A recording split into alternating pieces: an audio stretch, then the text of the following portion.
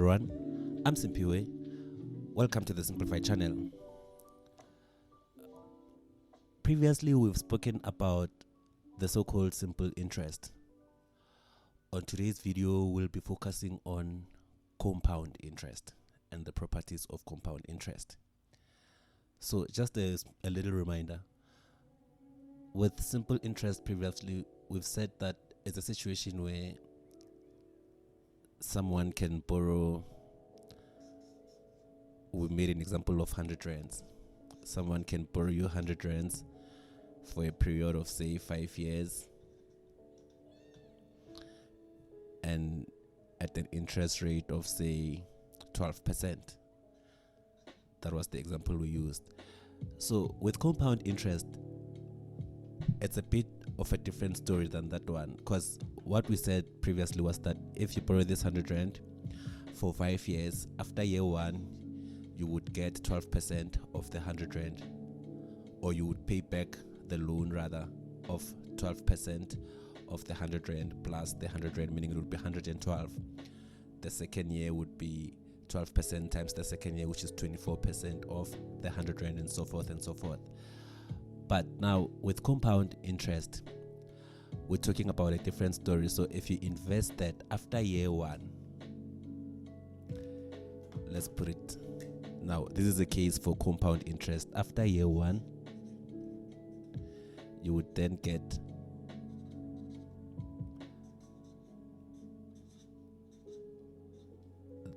the person who's paying back the money, they would pay 100 rand plus 12% of the 100 rand, which would be 112 rand, right? With compound interest, after year 2, it's no longer the story where it's going to be 100 rand plus 100 rand of the 2 years. Now everything now with compound interest, everything, it's been reinvested.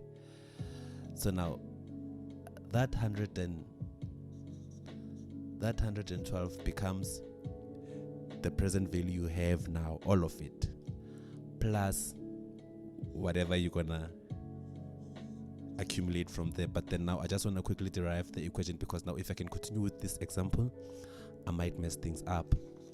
So picture it like this. With simple interest, after year 1, you were going to say S is equals to P1 plus RT. That is year 1, S1.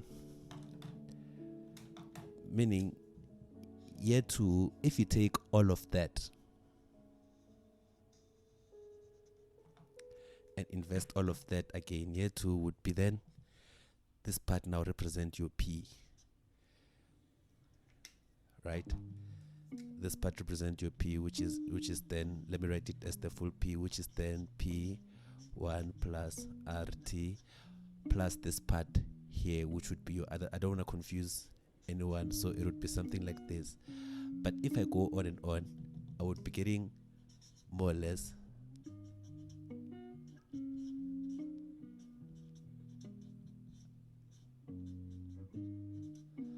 something of this nature, and so forth and so forth. But then you can see it ends up summing up to something of this nature.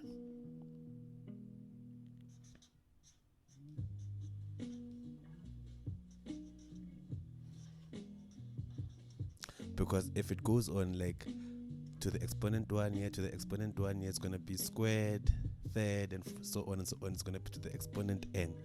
Hence, the equation for compound interest is represented like this. So it's a bit of a different story. Like I say, with simple interest, we say the equation for compound interest is given S is equals to P1 plus I for interest, to the exponent n for a period.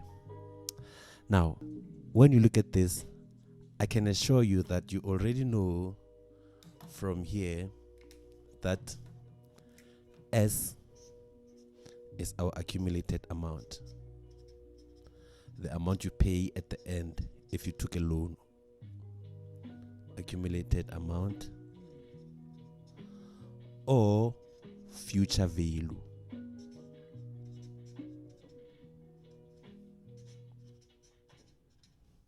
So accumulated amount or future value, that's S.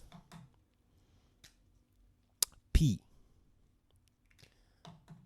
is the money you took now for the loan, which is the present value or the principal.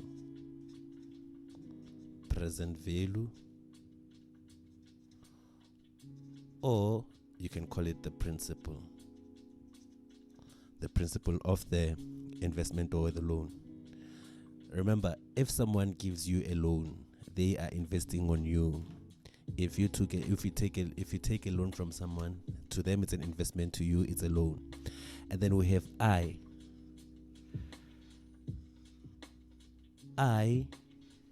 is the interest, but we given that I is also calculated in this form. I will talk about what this M is right now. This one is for interest.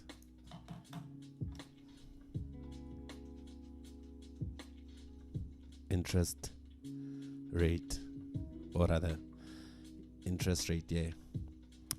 And also we have N, and we are also given that N is calculated as N is equals to TM. So now this one represents the period or the term.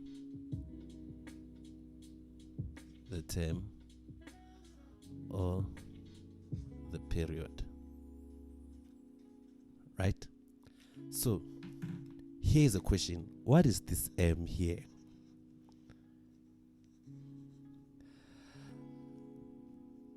We said this is the formula for compound interest, but then now we are given that N is TM, and this I, which is the interest rate, is calculated as like J, like this small little M. It just represents the M, like these two, they're not multiplying, it's just a symbol.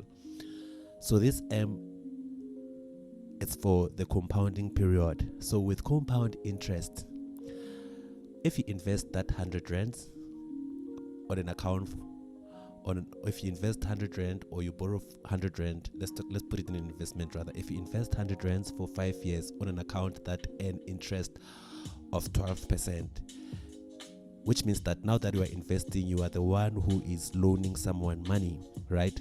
So if you invest 100 rand for 5 years at an account earning 12% with compound interest, if the money is compounded yearly, and then after the end of the year one, you will pay 12% plus the 100 rand.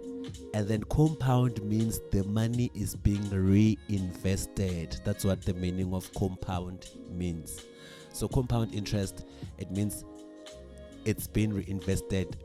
The whole amount has been whenever you achieve your 112 rand after the first year, automatically the entire 112 rand, it's been reinvested. So in this case, that's when I was trying to put it to context there, that now the entire 112 rand is now reinvested. The entire amount represents your P. Hence, I didn't want to put the confusion. I still feel like if I use this analogy, it's going to be confusing for someone who's doing this for the first time. So just picture reinvestment. So that's what compound interest means. So this M here, the M represents the compounding period. So compounding periods matter. This equation here, it is by default used only when the compounding period is yearly. And when the compounding period is yearly, that's when we say M will be 1.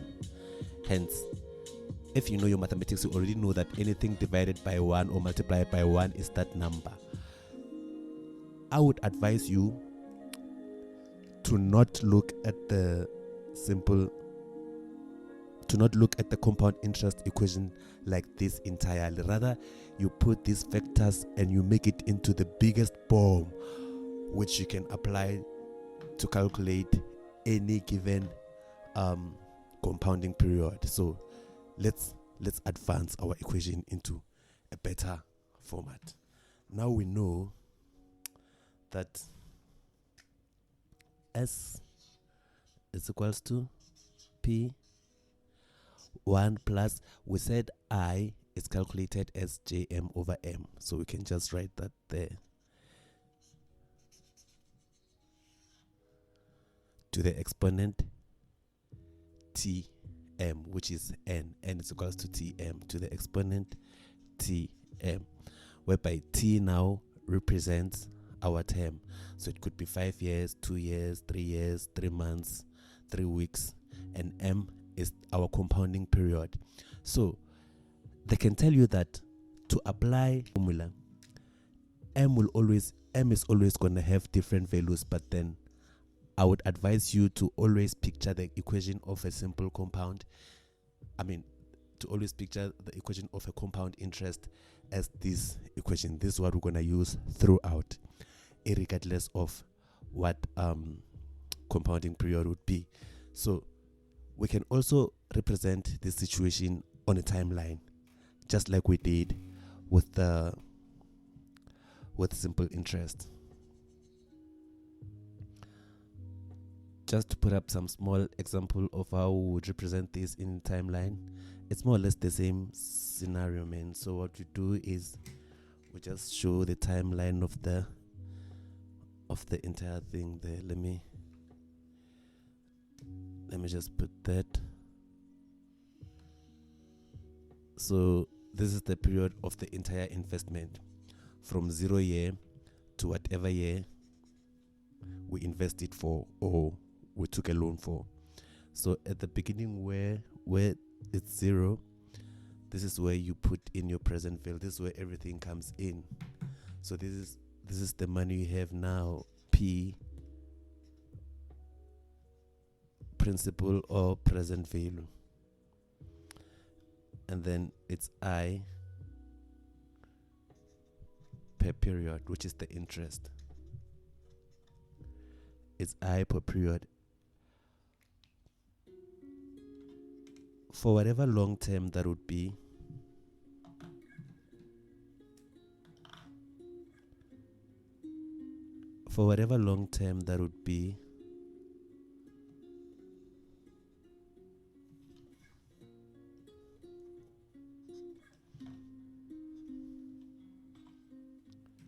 this is your term N periods. So this is your N period. But this N period, because N is equals to T, remember N is equals to T multiplied by M. So we care about the compounding period. So compounding period, we state whether it's compounded yearly, or it's compounded monthly, or it's compounded quarterly, or it's compounded half yearly, or it's compounded semi-annually. Those are the terms we're going to be using more and more and more and more as we proceed on this type of example. So these are somewhere here it represent our compounding period. So I can just say somewhere here it could be our M in between. So we'll learn with the M when we get there. But just to get a clear example, if for instance we were to say, let me see if I can get an example I can put there. Let's look at this.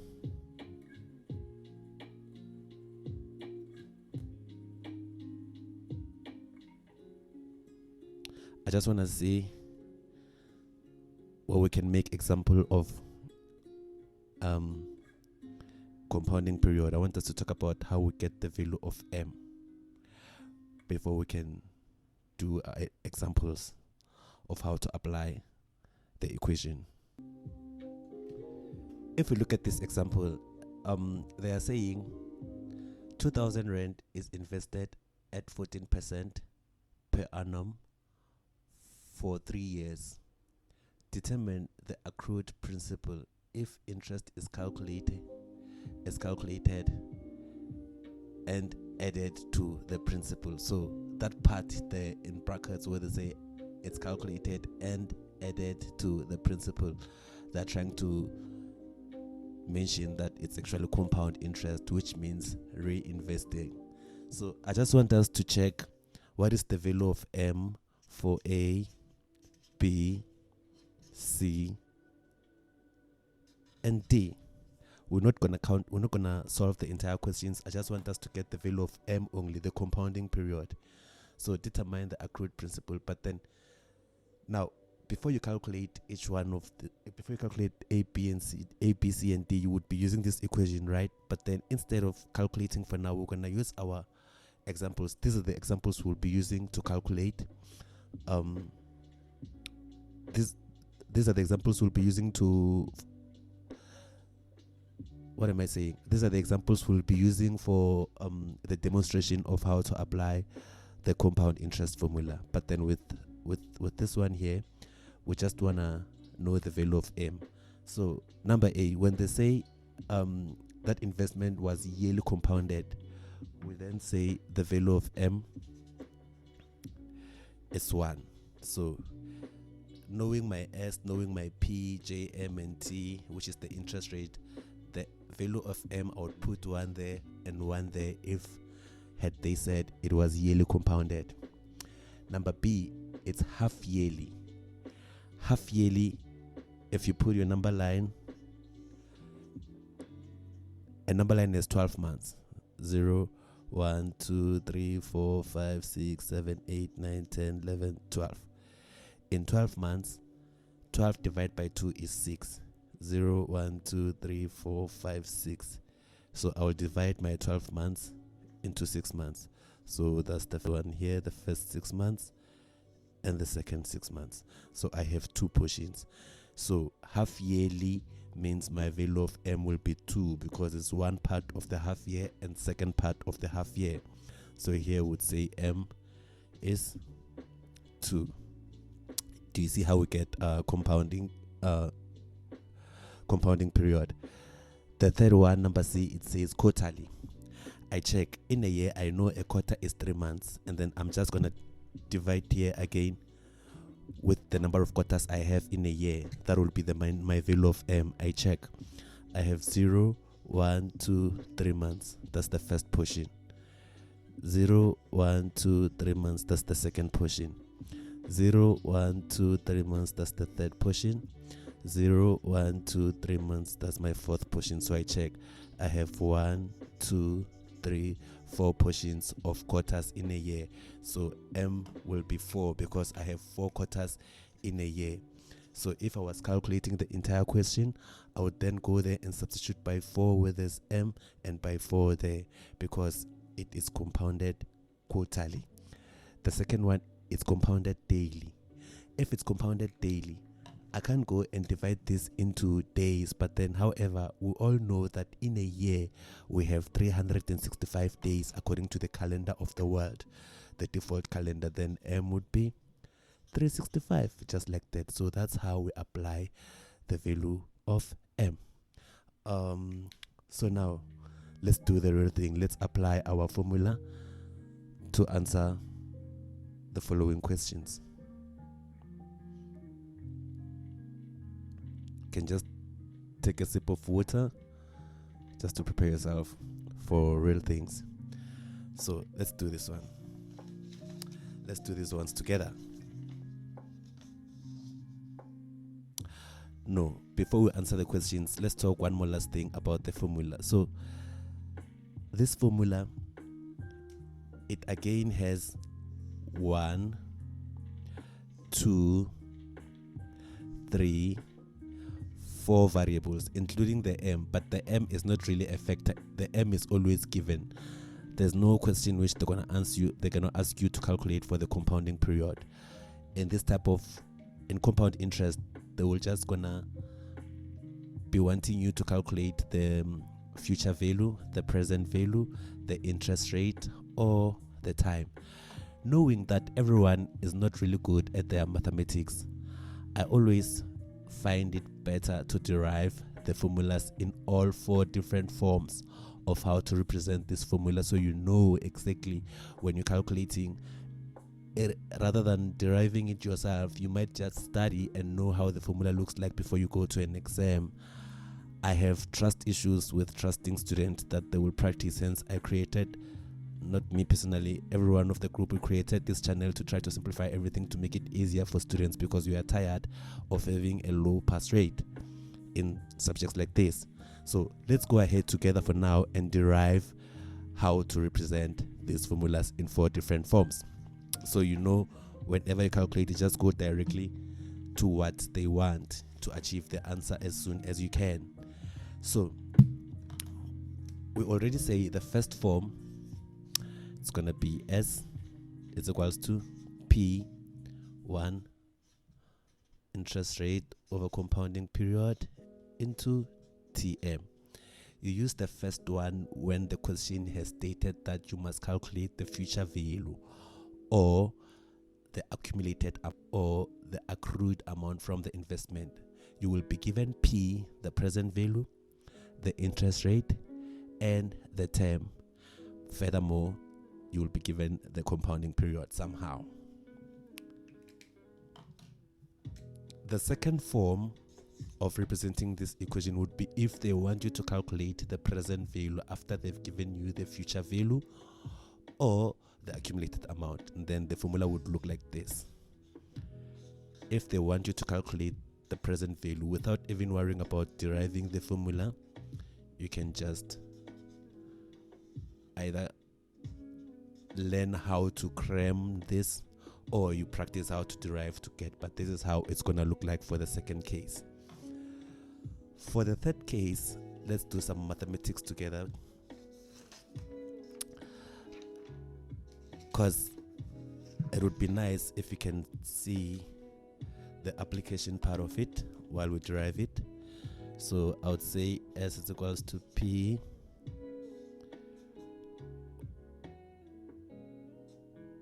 one. I don't like this.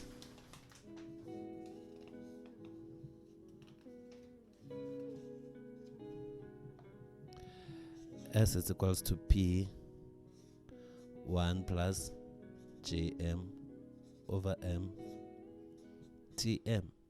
If now I wanted to make JM subject of the formula, I would have something like this. I divide by P here, I divide by P here. This one cancels that. I have S over P. It's equals to 1 plus JM over M TM. If you know the rules of exponents, it says if I want to remove this exponent here, I can just divide by TM, because any number is over 1, right? 1 over TM. Therefore, this will cancel that. Then I would be left with 1 plus JM over M is equals to S over P to the exponent TM. Taking this to the other side and cross multiplying there, I will then have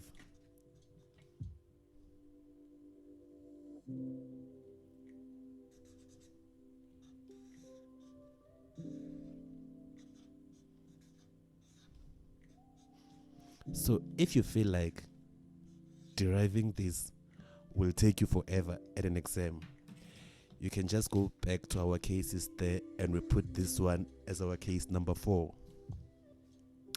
So case number 4, if you are being asked to calculate the interest for compound interest, case number 3, if you are being asked to calculate the interest rate or the compound interest rate, the equation is of this form. It's M for compounding period into S over P to the exponent 1 over TM minus 1. And then we are looking at the last case. Case number 4 now. You've guessed it right. What would be T? What would be T equate to if they want us now to calculate? Suppose they want us to calculate this T or this T here. Let's derive it together again.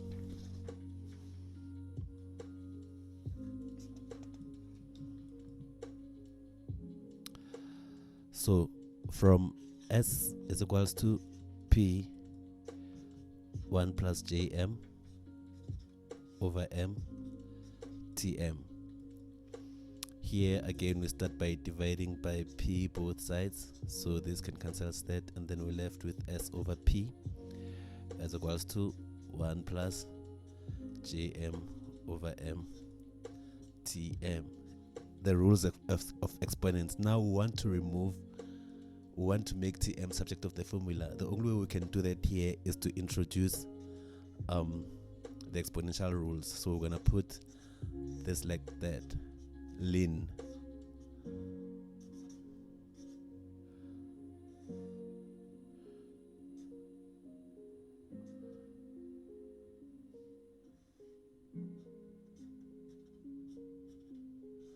to the exponent Tm.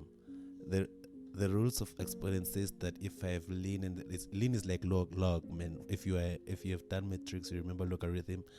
The rules and applications of ln is the same as the ones for log. So it means this, then we can then put it like that. So just to summarize this, we can have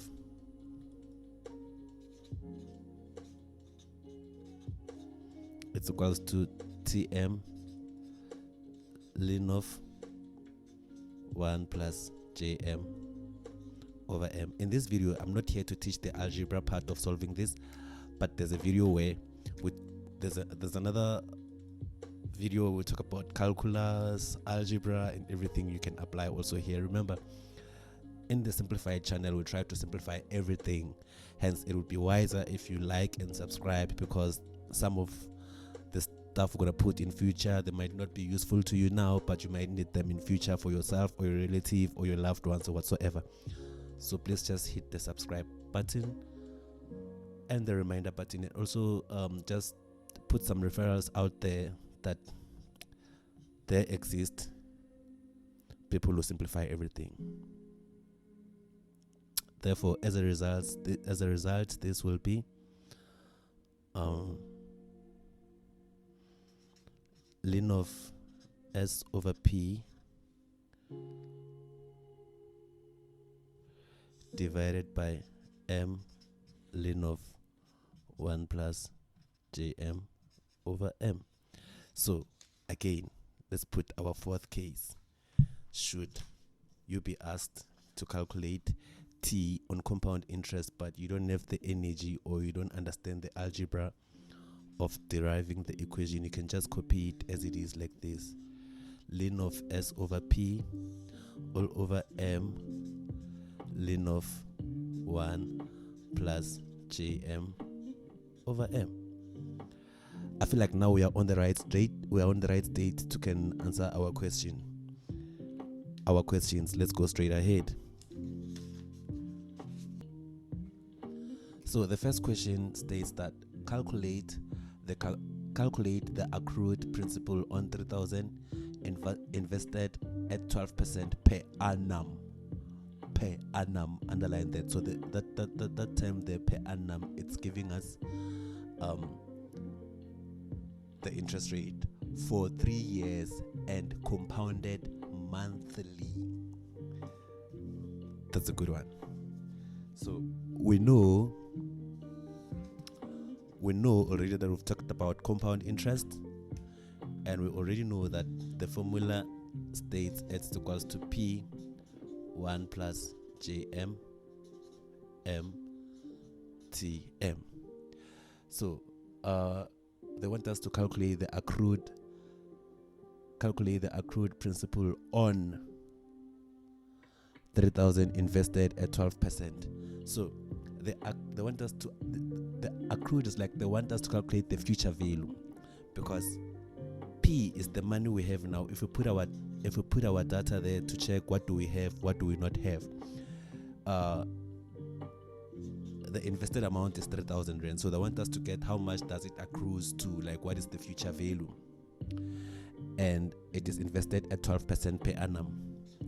So the interest rate JM, the interest rate is given at 12%, but if it's 12%, when we put it on an equation, we must divide by 100. So 12% divided by 100 is 0.12. And then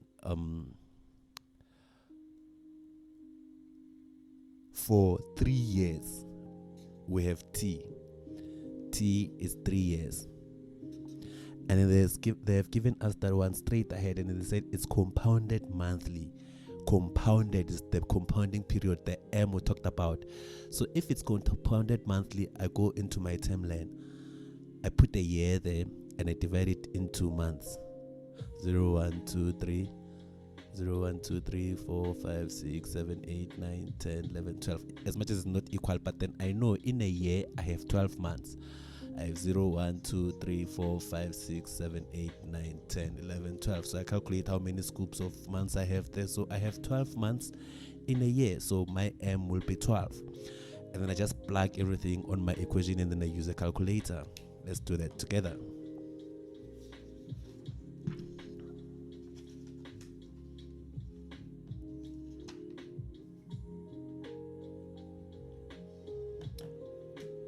So here S is gonna be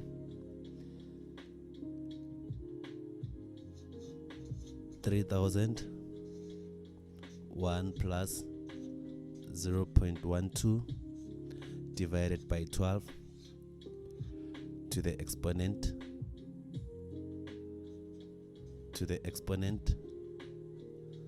3 times 12 for the M. That's it. And then we just plug that on a calculator to get our answer. As simple as that. Let's do that.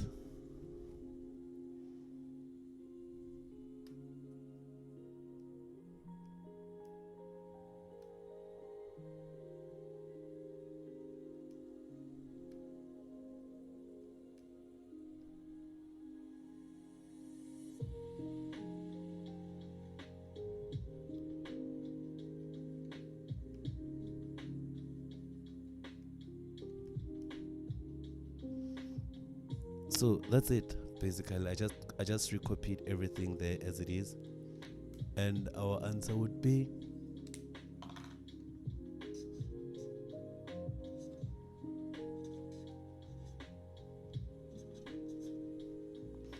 so that means the 3,000 that was invested for 3 years has now accrued to 4,292 rands 30 cents. What does this mean?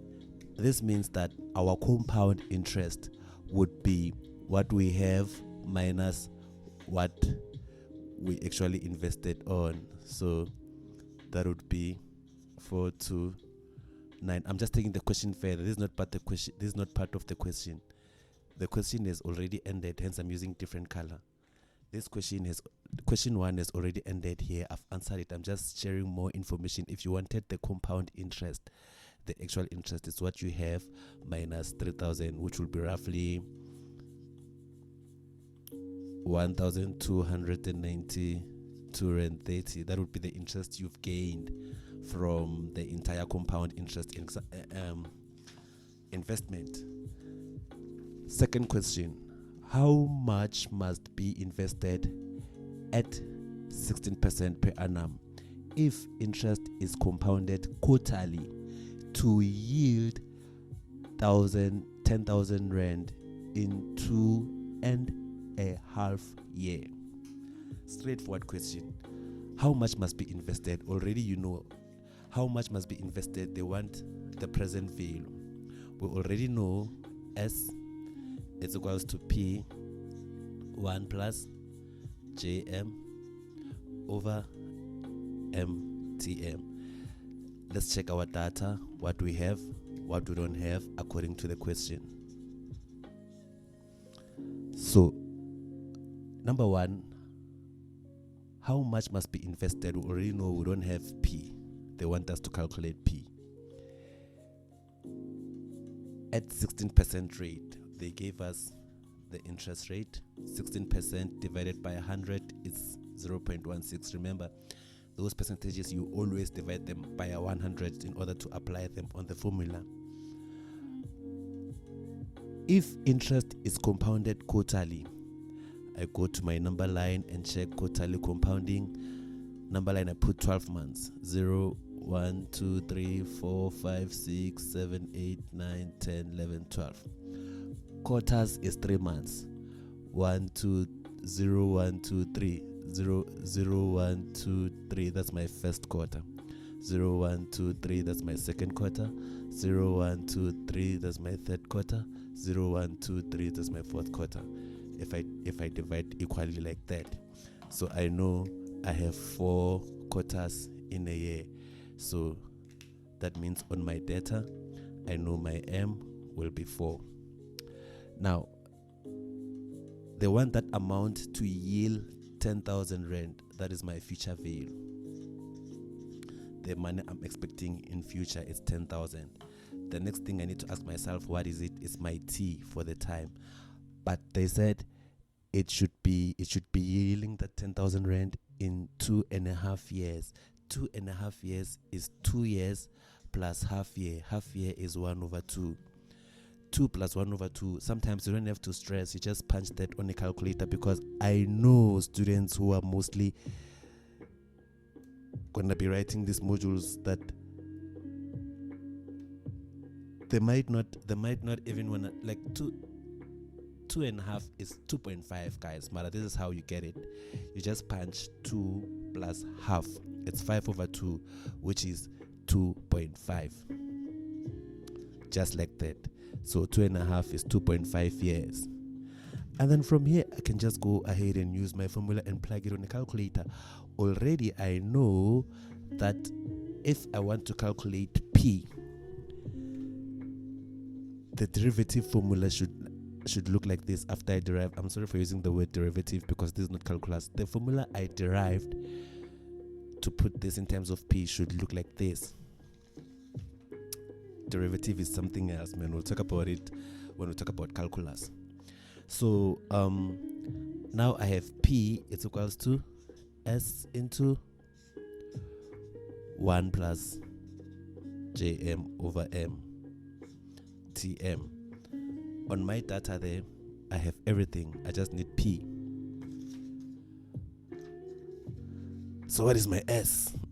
Not my S. I mean, what is the value of S?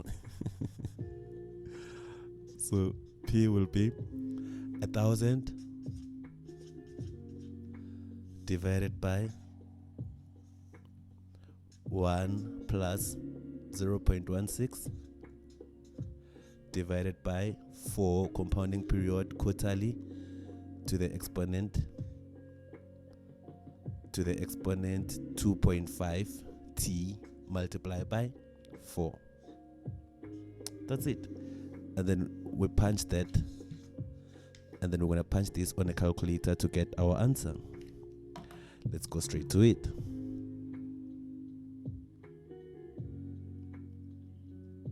$10,000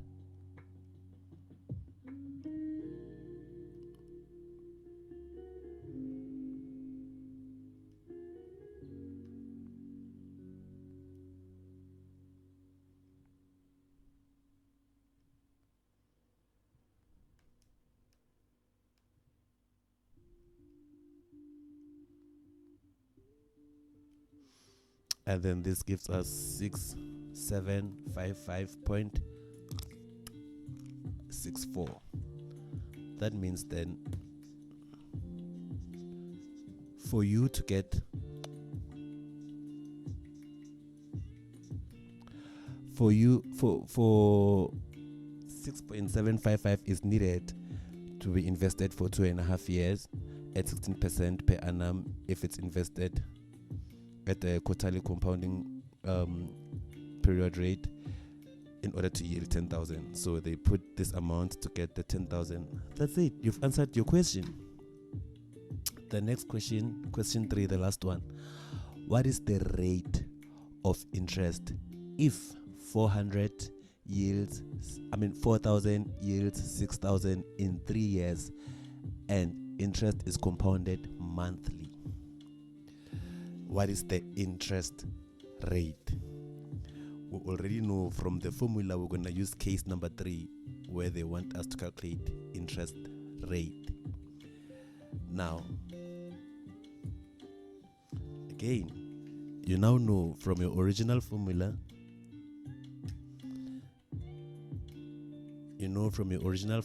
S is equals to P 1 plus JM over M TM. Let's check our data to see what do we have, what do we not have.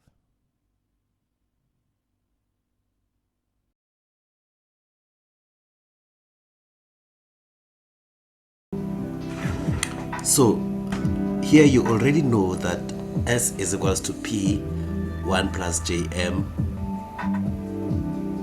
Now let's look at our data to see what do we have, what do we not have. But we already know we want to calculate interest rate anyway. So data, they say what is the interest rate of,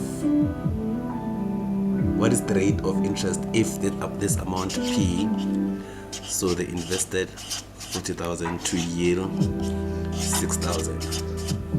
So you put 6,000 to yield, you put 4,000 to yield 6,000 in 3 years. Compounded monthly. We know that in a month we have how many months? 12 months. As if you can put my number line in count, I would get 12 months. And now we want to calculate interest rate. So we don't hesitate. You can just derive that yourself to make it look like this. Otherwise, we can just copy that and substitute and get our answer. So you see, if you have studied, you've watched this video, you have studied, you know all 4 different types of how to represent your compound interest equation, and then you know how to calculate it directly. So this will then be JM, it's equals to M into S over P to the exponent 1 TM minus 1. Now let's just substitute that. Our M is 12 because we've said it's compounded monthly, and then S is 6,000 rand, P was 4,000 rand to the exponent 1 over 12 times how many years again? 3 years, yeah, minus 1. And then you just hit that on your calculator to get your answer. Let's do that together. This will be 12 for M, open bracket, 6,000, 4,000 to the exponent of a fraction. It's 1 over 12 times 3 years minus 1. This calculator is so nice because it's able to put a fraction the way it is, but it's not the only calculator that can do that. A lot of calculator can, but then I would recommend you get a calculator can apply. So this one, it says it's 13, it's 0. The answer is 0.13. Let me put it to the nearest. 0.1359. So let me say 0.1360 to the nearest. But you can say it's 0.1360 if we use it in an equation. But then if we want to put it as interest, would then multiply it back by 100 to put it as percentage to return it back to its original form. So that means 0.1360 multiplied by 100%. Therefore, the interest that is needed would be 13.6%. Just like that, or 13.60%. It doesn't really matter. So that's it with the questions that we have made examples of when coming to compound interest. Otherwise, we're going to proceed with more challenging questions regarding compound interest on the next video, since this one was just the basics. So next we're going to talk about fractional compounding, odd periods, the difference between compound interest rate and nominal interest rate. Please hit subscribe, like the video, and also the reminder button so you can be reminded when the next video is uploaded. I'm Simpiwe. This is the Simplified channel. I'm out.